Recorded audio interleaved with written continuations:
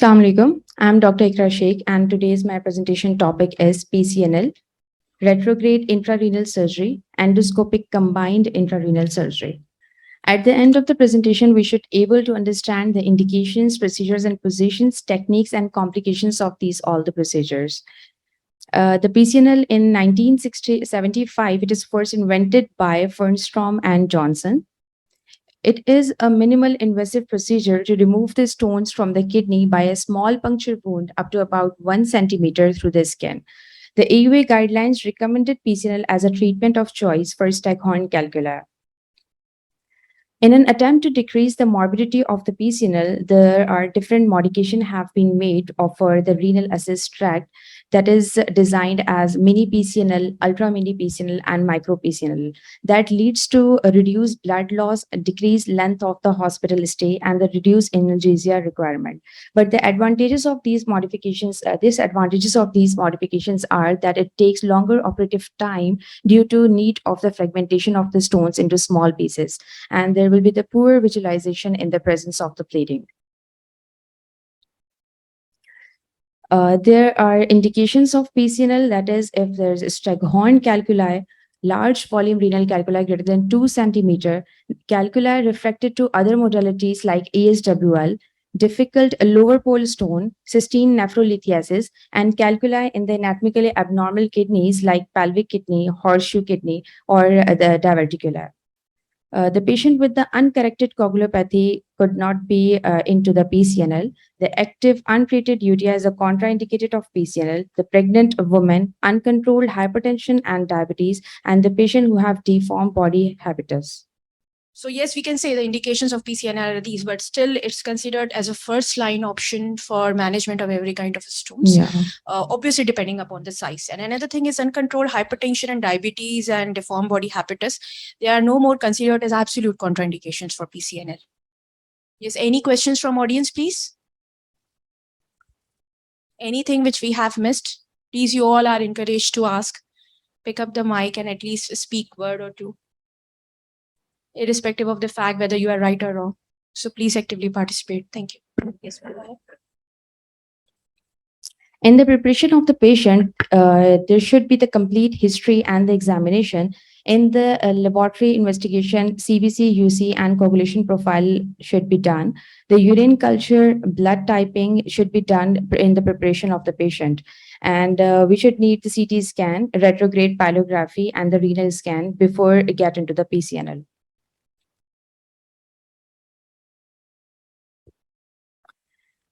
Yes, Dr. Ikra, before discussing the steps of PCNL, any junior colleague? Yes, Dr. Mazhar, please. So you have mentioned regarding the body habitus in the contraindication of the PCNL. What do you mean by body habitus? It is a patient's BMI, or is there any skeletal deformities contraindication to the PCNL? Dr. Ikra and any other junior colleague? We usually do PCNLs in slightly changed body habitus. Spinal abnormalities we usually do, but what could be the other indications? Anyone from audience, please? Yes, but we have other options of tackling obesity in PCNL, right? We cannot do prone. We should not do prone because it lead to more complications. But yes, we can use a long needle to gain access via the supine position. Anyone else? Anyone from Sakhar? Nazish? Madam, kindly repeat the question. I just came. Okay. Basically, we were discussing the PCNL. Our more basic purpose is to discuss PCNL, ECRIS, and RIRS. Since we cannot discuss everything in toto in the single presentation, so we are planning to just discuss everything in a smaller bit and pieces so that basic concepts can be covered. So we were discussing basically the contraindications and indications of PCNL. And in contraindications, Dr. Ikra has mentioned that one of the contraindication is slightly variant body habitus. So Dr. Mazhar has asked, what could we mean by variant body habitus in which PCNL is contraindicated? So anyone from Sakhar? Madam, if a patient has a body weight of around it's a body mass index that's we calculated कि अगर वो obese में आता है तो फिर Yes. उसको patient को हम प्रोन पोजीशन में करते हैं बिकॉज उसके अपने कार्डिक इश्यूज और उसके अपने रिस्पिरेटरी इश्यूज की वजह से it will be difficult for to do the PCNL in the prone position so it's like कि अगर 80 या 80 से ज्यादा का केजी अगर वेट है पेशेंट का तो it's very difficult to put the patient in the prone position और Yes. बॉडी मास इंडेक्स अगर ओबीस में आता है पेशेंट को अगर कोई और कार्डिक इशू है या रिस्पिरेटरी इशू है जिसकी वजह से आप अगेन प्रोन पोजीशन नहीं कर सकते उसकी वजह से आप you will not able to do it in a prone position other than that के द प्रोज एंड कॉन्स की अगर बात की जाए तो ये कि the good thing is that के जो सुपाइन है वो ना सिर्फ पेशेंट के लिए बल्कि मतलब ये कि उसमें क्लियरेंस अच्छी हो जाती है स्टोन की एज कम्पेयर के प्रोन पोजीशन में बिकॉज ऑफ द फैक्ट कि एक तो पोजीशन के हिसाब से और अगेंस्ट ग्रेविटी वगैरह के हिसाब से नहीं होता तो क्लियरेंस अच्छी हो जाती है दूसरा है कि जो सर्जन है उसके लिए भी फटीक कम होती है so that's all the thing मतलब प्रोन पोजीशन में ज्यादा फटीक है Yes. as such. So to conclude, I think the body mass index and other skeletal abnormalities are no more considered as absolute contraindications, right? Yes madam. Okay. Yes, Dr. Mazhar. So these are not the absolute contradiction. Yes. You are right. You have rightly said, and we have tailored regarding the patient. And for this condition. reason as well, there are various positions that has been used around the globe by the various urologists. So not only to enhance the rate of PCNS stone-free rates, but also due the different position which we will going to discuss shortly. They also are useful for those patients who are having different skeletal variants or abnormalities as well. So yes, Ikra, move ahead. Thank you, Dr. Mazhar. The steps of PCNL includes first the anesthesia. It could be the general or the regional anesthesia. The positioning of the patient we will discuss shortly, different positions, establishing the percutaneous access and then dilatation of the tract, stone manipulation with the fragmentation and the extraction, and in the end, post-extraction drainage and tamponade of the tract. The anesthesia performed under the general anesthesia or the spinal anesthesia. There are different positions. The most common positions are prone position and the supine position. And then there will be the modification of the prone and the supine position. In the prone position, the patient lie in the prone position and bag under the nipple along the line of the nipple. And the legs are like slightly upward to the bag is placed under the legs. In the supine position, the patient lie in the supine position and the both arm extended after the side of the body. And this is the mainstay of the treatment. This is the main technique of the PCNL. Yeah, this basically developed in recent times. Hmm. So originally, and still many centers still prefer to use a prone PCNL. But again, there are indications and contraindications. So any junior colleague from audience or from Sakhar, can you please like to contribute towards indications or we can say the significance of PCNL, supine position and prone position? We all know, we all see PCNLs, we all do PCNLs, we all get scrubbed in PCNLs as assistants, as observers. So it's just a random discussion. Yes, Noman. Prone PCNL and supine PCNL. What are the advantages? What can be the significance of supine? What can be the significance of prone other than positioning and GA complications? Other Madam, than यहाँ anesthesia complications. Arsalan बताना चाह रहे हैं. Yes, Dr. Arsalan, first from Sakhar, please. Madam, we prefer we can do spine PCNL for lower calyceal system if stone are in lower calyx, and it is easy to perform PCNL in spine position. But on the other hand, if we want to perform PCNL for stone in the upper calyx, then it is difficult for us to perform PCNL in spine position, and we prefer prone PCNL. And other thing, in prone PCNL, there is less chances of bleeding or If we countered with hematuria, then our vision is not hindered. But in spine PCNL, if there is hematuria, then it is very difficult to see the calyceal system and to see the inside the kidney. And Okay. there is a other thing in spine PCNL, there is less chance of pneumothorax. But in prone PCNL, if we go supracostal, there is more chances of pneumothorax or pleural effusion like that. Okay, it's just a random question I had in my mind. Is the positioning of a patient in prone or supine position has anything to do with intrarenal pressures? I mean, what is the significance of these positions with regard to intrarenal pressures?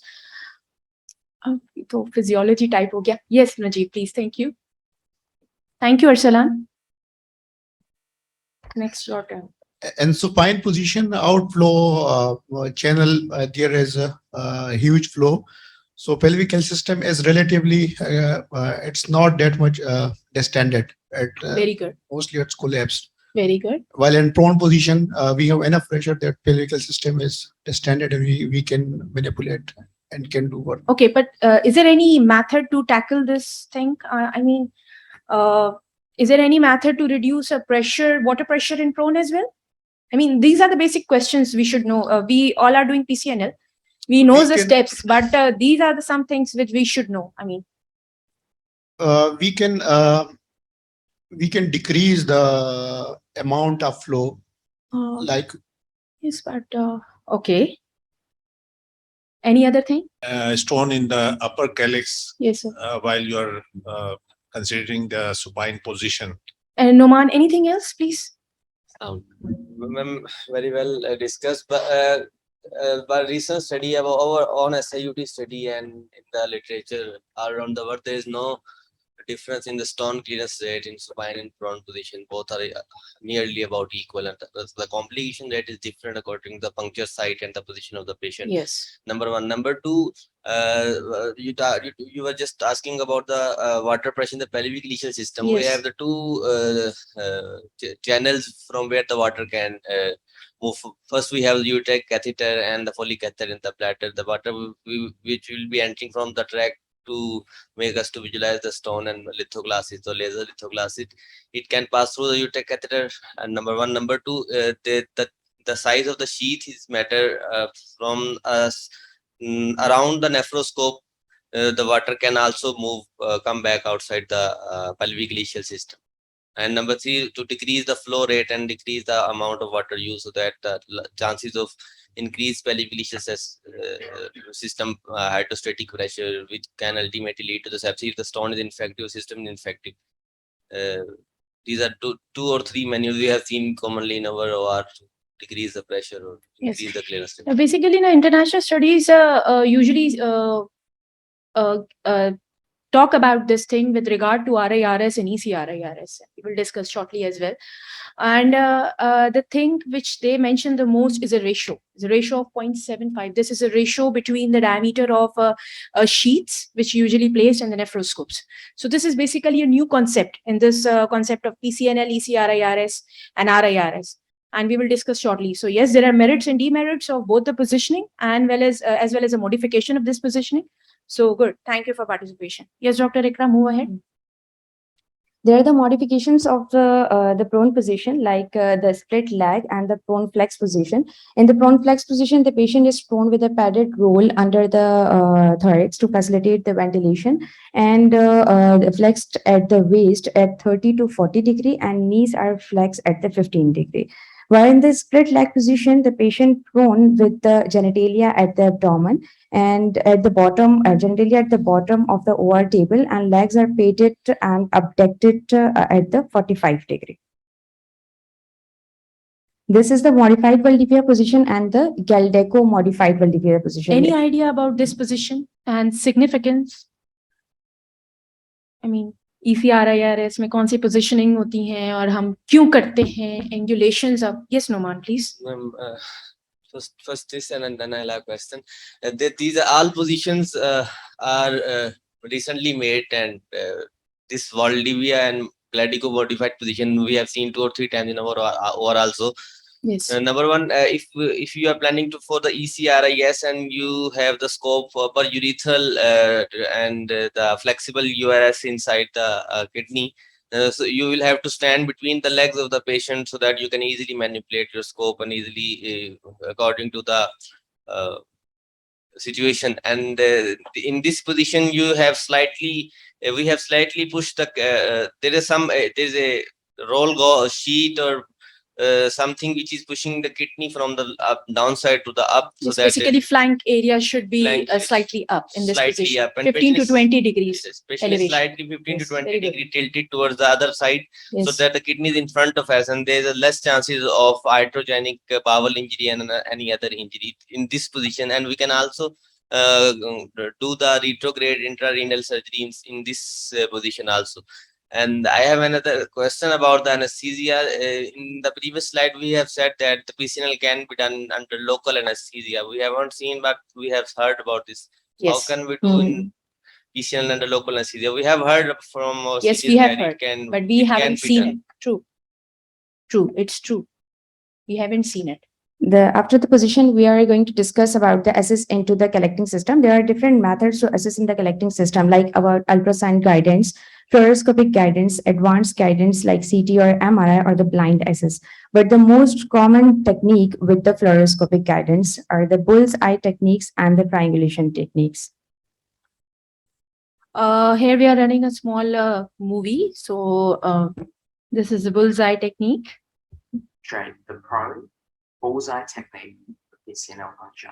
In this video, we demonstrate the prone bullseye technique for PCNL puncture. Here is our PCNL model with the C-arm of the image intensifier and collecting system in blue. In this video, we will demonstrate the puncture of a posterior calyx using the bullseye technique. When planning the angle of puncture for the bullseye technique, one must consider the angle at which the target calyx sits from the vertical. The angle at which the target calyx sits from the vertical must be considered in both planes, which corresponds to the rotation of the C-arm as well as tilt of the C-arm.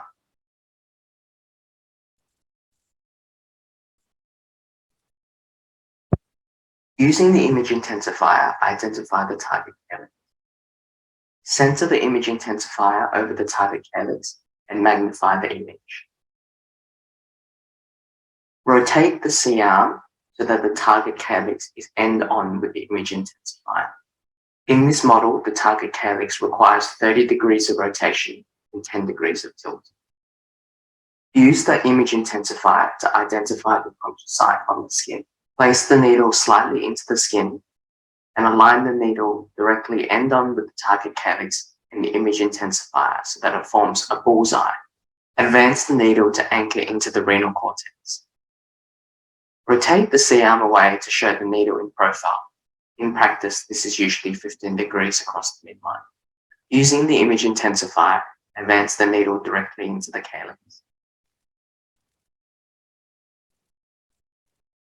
Confirm entry into the calyx by identifying urine draining from the needle. Yes. So any comment? Madam, in bullseye technique, in which degree we should move the C-arm? Is 30, is 10, or?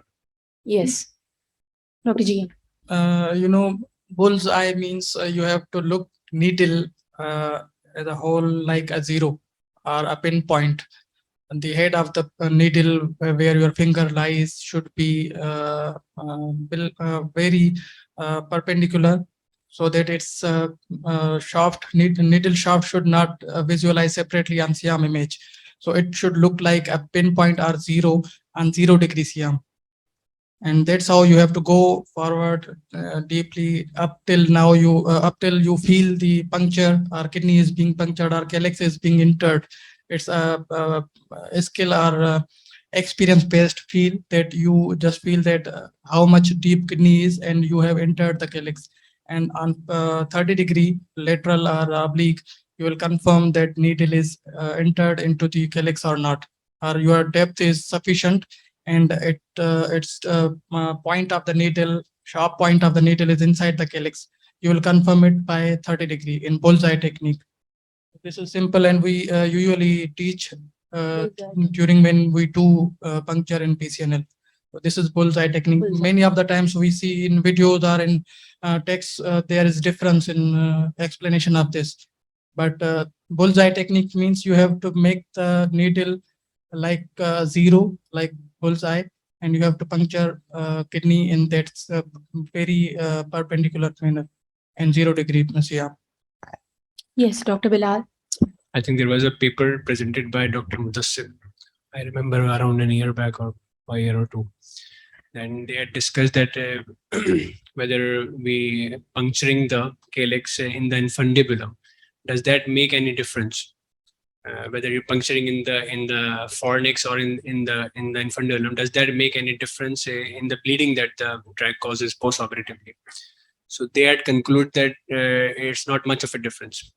So I'm referring that article because by looking at these videos, you would infer that it has to be damn accurate for it not to bleed, but it's not like that. What our experience is that this gentleman has punctured it at 30 degrees. The calyx, the fornix has been punctured at 30-degree C-arm angulation, but we are used to doing at 0-degree C-arm angulation, and throughout the years, we have seen our seniors as well doing that, and there hasn't been much bleeding that you can refer to because of that puncturing. There are other reasons for causing bleeding, but even if you go at 0-degree into the fornix, if you're hitting the fornix, then there are very less chances that it will cause bleeding. The 30-degree angulation is to see the confirm the position of the needle inside the fornices, or either you have gone through the fornix, through the other side of the fornix, through the other side of the calyx, or you are inside the cavity. So we usually do that 30-degree angulation to confirm the needle position inside the calyx rather than at 30-degree in alignment with the given calyx. That's my take on it, sir. What I understand from my minute reading experience, okay, You are not more minute anymore. during exam, had a confusion about this now that we puncture at 0-degree with C-arm in a 0-degree with the body plane. So, but in videos, what we see in YouTube, and they puncture at 30-degree with the C-arm movement. So, what I think that the angle between the C-arm and the needle, that should be a 0-degree at the time of puncture. It doesn't matter if your C-arm is at 0-degree with the body plane. So that was a confusion at that time. But I think आपका C-arm अगर 30-degree पे है, but that makes a angle with the needle at 0-degree. So that is fine. You puncture the fornix in that plane. So that is one point. Yes, Dr. GM. Basically at 0-degree, we have to set the target calyx by bullseye technique.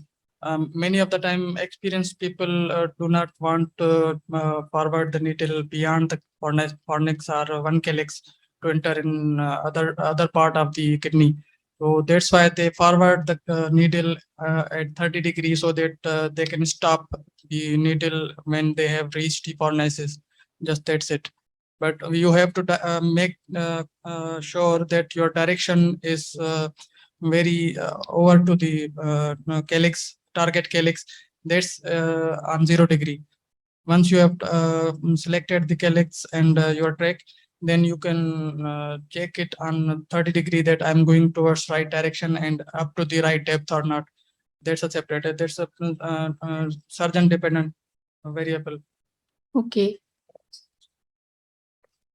Dr. Munawar, sir, would you like to comment on anything regarding puncture?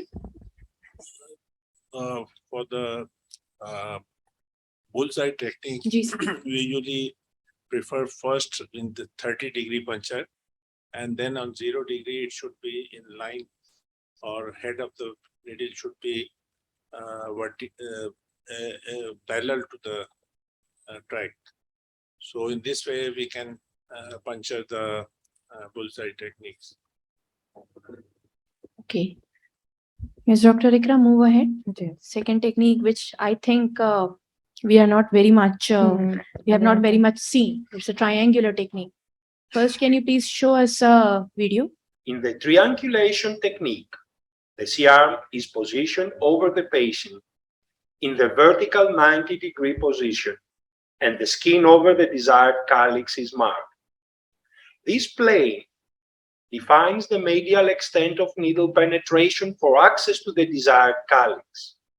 The C-arm is then rotated 30 degrees towards the surgeon for an end-on view of the posterior group of calyces. With the C-arm at 30 degrees, the skin side over the calyx is marked lateral to the first side. The surgeon uses this point on the skin surface to move in a vertical line inferiorly until a side 1 to 2 centimeters below the 12th rib is reached. This third side is marked and serves as the site of needle entry. From this point, the needle is advanced to the junction of the vertical plane and the 30-degree plane. Access is achieved at the junction of all three axes, hence the term triangulation. In clinical practice, in order to decrease radiation to the surgeon, the C-arm is angled away from the line of puncture with the image intensifier angled towards the head of the patient. The C-arm is moved back and forth between two positions, one that is parallel and one that is oblique to the line of puncture. With the C-arm in the parallel position, adjustments are made in the medial-lateral direction, right to left. With the C-arm in the oblique position, adjustments are made in the cephalad-caudal direction, up to down. It is crucial to only make adjustments in one direction at a time and to respect the different orientations as they pertain to the C-arm position. As soon as the proper orientation is obtained, the needle is advanced towards the targeted calyx, with the C-arm in the oblique position. Before the renal capsule is penetrated, the position of the needle is checked with the C-arm in the parallel position. After proper positioning is confirmed, the needle is advanced into the renal collecting system with the C-arm back into the oblique position. Once the target calyx has been identified with the aspiration of urine, the next step is to introduce a glide wire via the needle into the renal collecting system. Yes, any experience of triangulation technique? Yes, Dr. Bilal. Actually, what I have read about it is that there are 3 dimensions to every physical structure. So you're trying to predict the third dimensional position of the calyx by adjusting the needle in the 2 known planes that you have, x and y axis. So in order to predict the position of the calyx in the z axis, you adjust your needle in the x and y axis. And at 0 degree, as the gentleman just said, that you have to move your needle in horizontal plane. Yeah. And in 30 degree, you have to move it in vertical plane. So you are adjusting the needle according to the position of the calyx in the x and y axis. Now, if you adjust the needle in those 2 axes accurately, the third axis will be accurate as well. So now you can produce a needle inside the body, and you will most likely hit the fornix of the calyx. So that's how it goes in the books. I haven't done it. Never seen it before. Yes, any other experience, Dr. Tanzi? Would you like to comment anything, Dr. GM, regarding this triangular technique? They just showed can be punctured blindly as well. That was too easy. Yes, yes, indeed. One surgeon will be comfortable with one technique at a time. We are familiar and happy with this bullseye technique. Only bullseye, right? But yes, from exam point of view, the basics should be learned by our colleagues or juniors regarding angulations and in which angles and in which axis. So the simple concept that was discussed by Dr. Bilal just now is fine enough to remember. So, yes, Dr. Ikra, move ahead, please. After the technique, we should know that how the PCNL will start. Like first, the opacification of the pelvic alical system. Air or contrast or both can be used for the opacification of the pelvic alical system. And these agents can be gradually established in the pelvic alical system by antegrade and the retrograde means. The second, the percutaneous puncture of the pelvic alical system by any technique, like we have discussed the bullseye technique. And then insertion of this needle into the target calyx enable the subsequent introduction of the guide wire into the pelvic alical system. Then the development of the tract is like dilate a tract from a skin through the renal parenchyma into the collecting system and to place a working sheet. Over the guide wire, the dilators are inserted to serially dilate the tract between the skin and the renal calyx to enable the subsequent instrumentation. And then in the end, nephroscopy and the stone extraction. Post-PCNL tube drainage versus tubeless PCNL. Decision to place a tube should be individualized. In case with more than 2 excess tracts, infective stones, significant intraoperative bleeding, collecting system perforation, and where a second look is anticipated. These are the advantages and the disadvantages of the prone and the supine position which we are discussed before. There are complications of the PCNL like hemorrhage, fever, urosepsis, thoracic complication like pneumothorax and the hemothorax, colonic injury, splenic injury, persistent urine leakage that forms the urinoma, pelvic alical tear, pain, and in the end with the comorbidities or lead to death. This is all about the PCNL, and then we will start for the flexible URS or RIRS. The RIRS surgery within the renal pelvic alical system and parenchyma performed using instruments introduced in the retrograde fashion through the ureter and the lower urinary tract. The advantage of RIRS if it is the more stone in the more proximal ureter and intrarenal collecting system, that it is more easily accessible than the conventional URS. The indication of RIRS is in the diagnostic and the therapeutic. In the diagnostic, if we want to evaluate the hematuria, evaluation of radiographic filling defects or obstruction, and surveillance after the conservative treatment of upper tract tumors. In the therapeutic purpose, the stone disease, that the stone that failed the ESWL or the stone less than 1.5 centimeter, RIRS assisted ESWL if the stone is up to 2.5 centimeter. The radiolucent stones, the stones less than 1.5 centimeter. Concomitant renal and ureteral stone and the renal stones are less than 1 centimeter. Calyceal diverticular stones, stones with the nephrocalcinosis, the stones with the anatomical obstruction of the kidney, and the stones with the supravesical divergent and rarely partial staghorn stones. The contraindications of RIRS is if the patient have high spiking fever with the rigors, mental status changes, or other signs of serious infection. And if the patient get benefit from for the PCN, then it is contraindicated. Irrigating pressure within the ureter during endoscopy can lead to pylovenous or the pylolymphic backflow, placing at the risk of septicemia.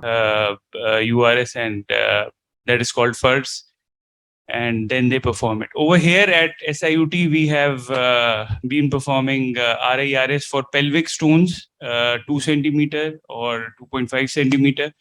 And what we realized was that it is a good modality. And because we've got a huge bulk of PCNL, and this is a good substitute in safe hands. And what we need to do is we need to know the settings of that laser. That is very important.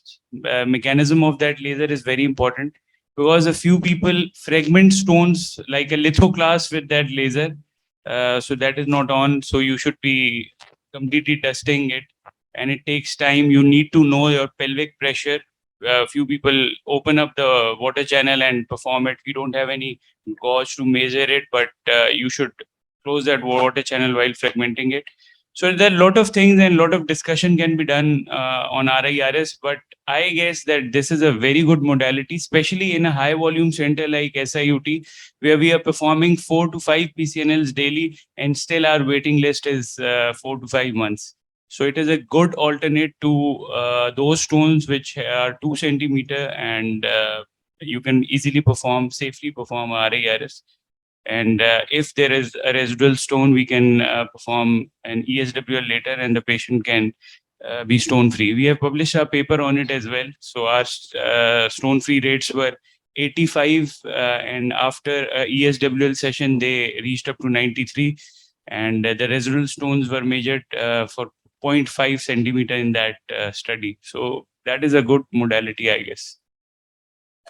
Endoscopic combined intrarenal surgery, ECRIRS, it is a simultaneous use of flexible uteroscopy and the percutaneous nephrolithotomy. The indication of ECRIS are complex upper tract stone involving the pelvis and the multiple calyces, combined ureteric and the renal stone, and solitary kidney with the large stone burden.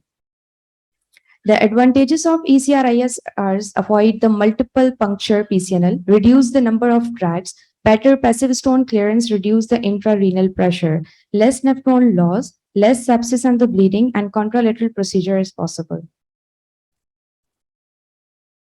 The limitation of ECRIS are need two surgical teams, supine anatomical orientation, poor distensibility of the pelvic calyceal system, and make the longer tracts.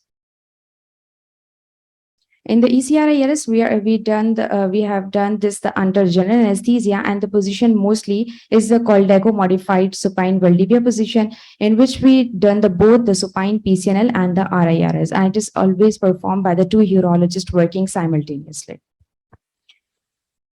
Thank you. Any experience for this ECRIRS? Madam, I never heard from any surgeon who has performed ECRIC.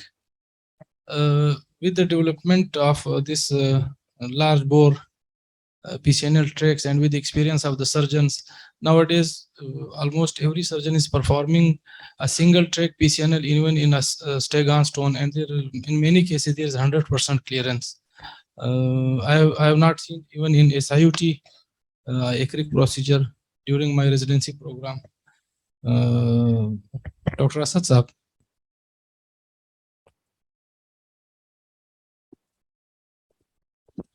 The reason we are not doing it is because the fact that we don't have an access from down up.